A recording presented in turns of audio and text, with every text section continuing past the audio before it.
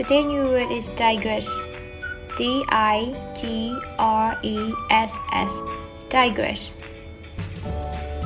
The meaning: leave the main subject temporarily in the speech or writing. Leave the main subject temporarily in the speech or writing.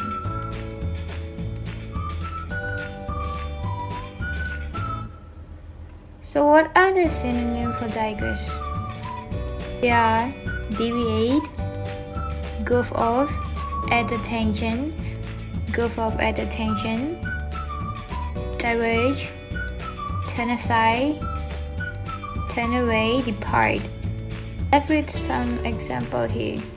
Number 1. Let me digress for a moment and explain what had happened previously.